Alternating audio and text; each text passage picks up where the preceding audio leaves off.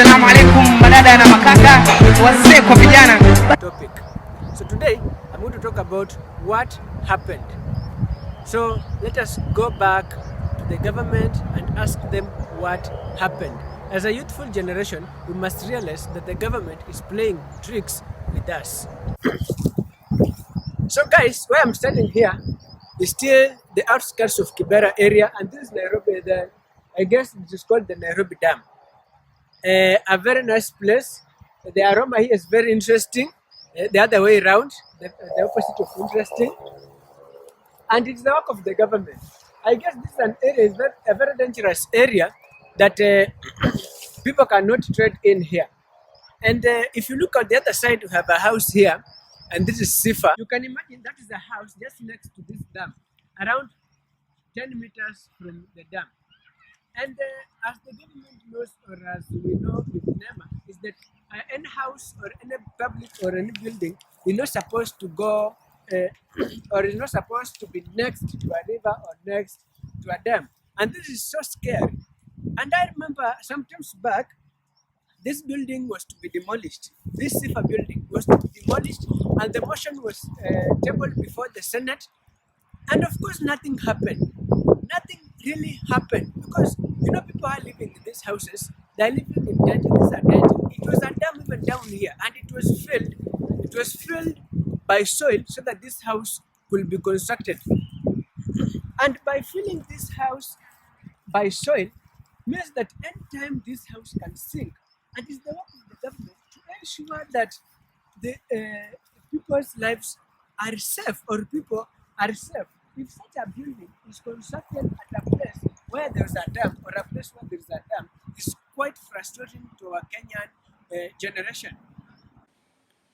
And so the MPs, when the motion was tabled before the National Assembly, MPs decided to defend the demolition of the building, and that's why the building is still there. I remember very that was in May 2018 when the Langata MP, that is Nixon Korir, defended the demolition of the same building. And it frustrates a lot because many people are there. That building, you never know when it is going to collapse. But MPs have defended the demolition of the same building. Why didn't they defend the demolition of other buildings? This is quite frustrating. In such a building, this is Seefar Estate. We have so many people living here. There's so many lives that are endangered. Not because the building is not stable, but because the area where the building has been built is not stable. Where there's a dam, just a dam next to it. And where it was built, I remember there was a time when this building was built. Back then, the building sank. And when it sank, the owner of this building came in and then filled the dam with soil so that he can construct the same house. It has been constructed. It has over 20 floors. And this means that with time, this building is going to sink. I'm not advocating for its demolition. Whatever I'm saying is that what does the government, what does our MPs, our senators do with such buildings?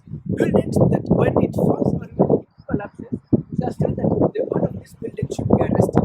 Yet we have time right now where we can do the necessary, where we can do and save our own people of this nation. And I said, and I repeat, the government is playing tricks on us. And with the introduction of BPI, it came in to ensure that we are forgetting other issues that are happening. The BPI report, the BPI task force came in to ensure that we are forgetting all the scandals that have happened. Right now, people cannot think of such buildings that are supposed to be demolished. People are out thinking about the BPI. People are thinking about referendum. And Right Honorable Prime Minister Raila Odinga has ensured that people are forgetting about these scandals. He has ensured that he's now building the issue of bridges, the issue of BPI, forgetting that citizens of this nation are aware that BPI is a blockage. BPI is just diverging us from the real issues that we're supposed to be facing. The real issues of scandal, the Kibra scandal, such buildings that are supposed to be demolished, and other several buildings. So if people are living here at night, even if you come to this place, my good view viewers, I can give you a free advice to come and visit this place in the evening or such a time. You will see the kind of smell that comes from this dam here. You cannot even stay here for 2 or 3 minutes. But look at these people who are living in that building. How do they survive? These are some of the issues the government is overlooking. These are some of the issues our legislators are overlooking. They are not thinking of the well-being of our own people. And that's why I'm advocating for our youth to go into these public positions, to go into government, to vie for several posts, so that in future they know wanahitaji maslahi ya wananchi, sababu wale viongozi ambao tumewachagua pale hawatufuatilii, hawana mahitaji yetu, wako tu pale. They are democrats. They are focusing on their own stomachs and they are leaving the people who elected them. It feels a lot to experience such a thing. And my good people, also at my back here is a dam. And as I started, had mentioned about the dam. This Nairobi Dam. You can see how bushy it is. What is coming all the way from the Kibra Slum to this place. I don't know where the outlet. And it must be known that this Nairobi Dam, people are living there. People from Kibra, people are residing in this place, and this is a very dangerous place where people are living. So when there's heavy rains, you can imagine when there are floods all over. You can imagine. We have sometimes when this water gets into people's houses, people have to stay outside for sometimes even for a week so that they can come back to their houses. And the government is there seated watching people suffer, people living next to a dam. Why does the law apply? Does it apply to a few people or does it apply to everybody in this nation? That the life of each and every citizen must be safeguarded. That we are all equal before the law. We are all equal before the Kenyan Constitution. And therefore, it frustrates a lot to see that there are such buildings as you see here in the video next to this dam.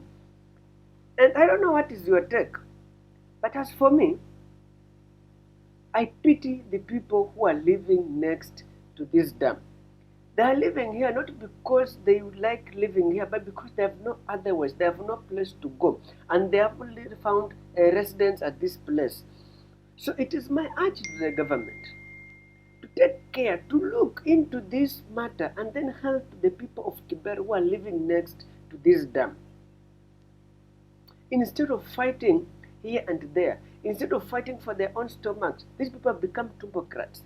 So this Nairobi Dam, I don't know where its outlet is, but all the sewerage from Kibera goes to this dam. So good people, let us call a spade and ensure that our people are living in a good environment. I'll not be frustrated. I'll not fear anything. I'll not fear defeat because I know a man is not finished when he is defeated. But a man is finished when he finally gives up.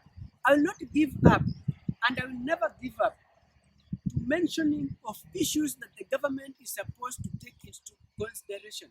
I'll not fail to put into consideration whatever we feel that the government is burdening us. So the government is burdening us that the people here are living in very dirty environment, yet the same senators, the same governors, our MCS are living in very good houses. They are living in better places. They are not paying taxes. We are paying taxes, but I wonder where these taxes are going to.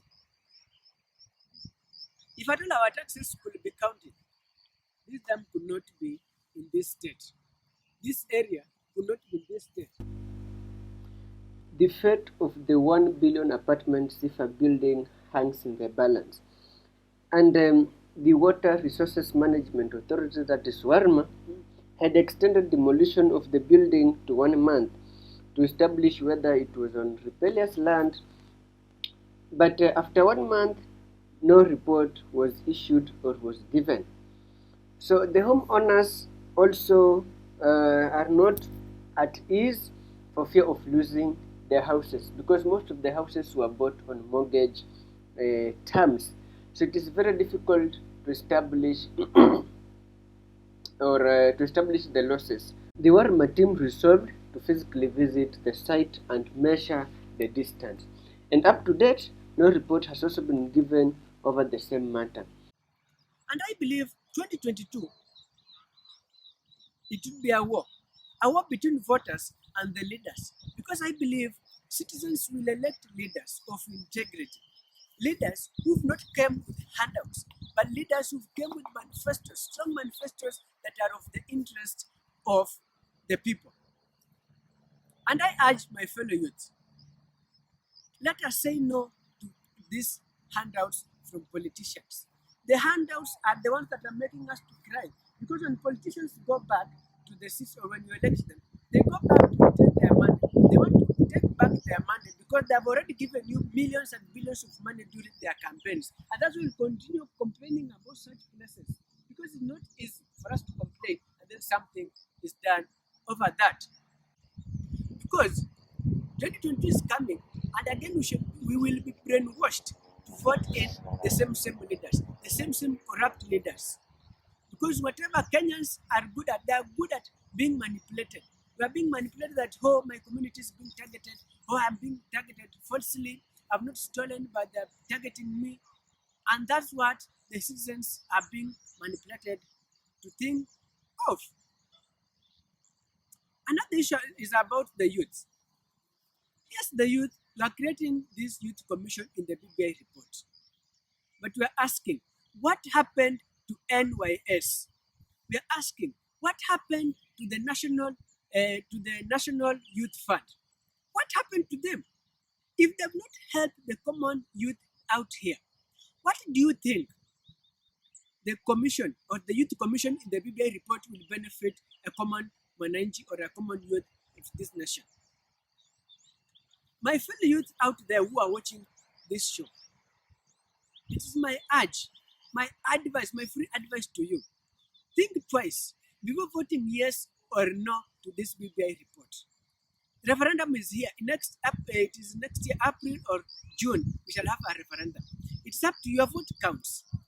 If at all you think that NYS, that the man has been looted, NYS has been looted by our own old people, not youth. Youth have benefited nothing. The only work the youth are benefiting it is kazi kwa mtaani. When you talk about people getting wheelbarrows from the deputy president, again do we ask, the only thing that the citizens or graduates can get is to go sweep the streets. It should apply both sides. Not attack other people because they are giving youth wheelbarrows, but also attack you because we are also employing youth to clean the streets, yet they have degrees. They have masters, they have PhDs, and they are cleaning the streets. It is a shame on our government that even if you count the number of youth in this government, they are not even up to 20. They are very few. And it's up to us youth that in 2022, we have so many youth in the government. Let us vie for these opportunities. Let us vie for these positions so that in the future, we don't cry. We don't go on saying that the government has neglected us. It is my free advice to you, fellow Kenyans, that you must take care of your politicians. They'll manipulate you. The BPI is a manipulative thing. That you think now the youth will be bought in or will buy the idea that we have a youth commission. Yet you are meant to forget that we have the National Youth Service and we have the National Youth Fund, which has not benefited any youth in this country whatsoever. It pains in my heart to hear that our own youth are being left out in development agendas. Youth don't sit in these commissions. Youth have become spectators. We only spectate what the government wants us to do. We are only left to carry stones, to throw stones at other politicians, to go and interrupt other rallies at the expense of a politician. I'm asking again, what happened? What happened to the government instead of advocating for the interest of our youth?